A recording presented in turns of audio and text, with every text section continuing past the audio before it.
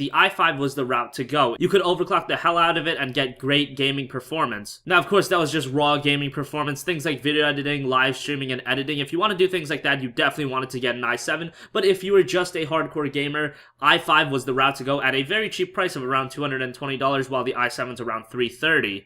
But is it now becoming more apparent that the i7 is worth the value? Because as we move to the next generation of consoles and gaming, and as developers really start making games geared for the next generation of consoles, you see a lot of these games that used to come out, a lot of games were geared for the Xbox 360, PlayStation 3, Xbox One, and PS4. They'd be all over, like they'd be on every single platform possible, and that would really hamper what the games could actually do.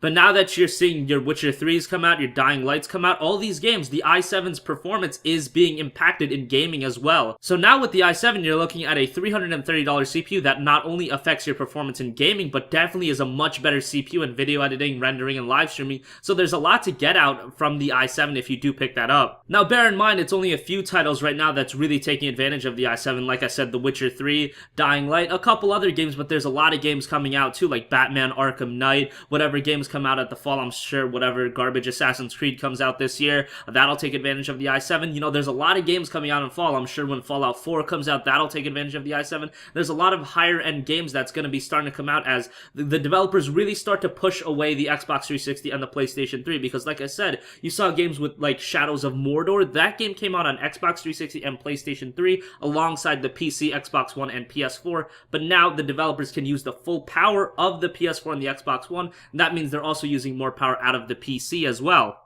Especially because the next generation consoles, the Xbox One and the PS4, they're pretty much like mini PCs, so developing for the both of them is a lot easier. Unlike the last generation where the PS3 had this cell garbage architecture that developers would have to develop for, and it was like a pain in the ass, now they're pretty much just mini PCs. But now it definitely becomes apparent that if you do have an extra $100, maybe think about picking up an i7. An i5 can still get the job done, don't get me wrong. I'm running an i5 3570K, I overclocked it, and I have a GTX 970 and I can run Witcher 3 at near 60 frames per second, but where are we going to be in a year, 2 years down the line? I still think the i5 is still a viable option, but I think the i7 is also becoming a viable option for gamers to get, because even if you do a little bit of video editing and rendering, that's another bonus in spending that $100 as well. But it's definitely becoming apparent that a lot of these next generation titles are going to utilize the i7 and the FX 8350 as well. For a long time, these games weren't utilizing the 8 cores that the FX 8350 had. That's being utilized as well. Especially because I think that the PS4 and the Xbox One are both running like 8-core AMD CPUs, but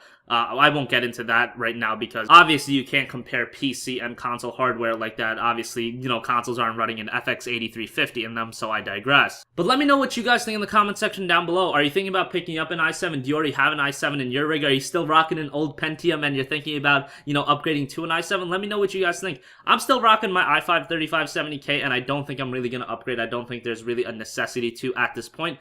But maybe a year or two down the line, because I do a lot of video editing, so for me, an i7 is definitely something I would want to get in the future, because right now I really can't even live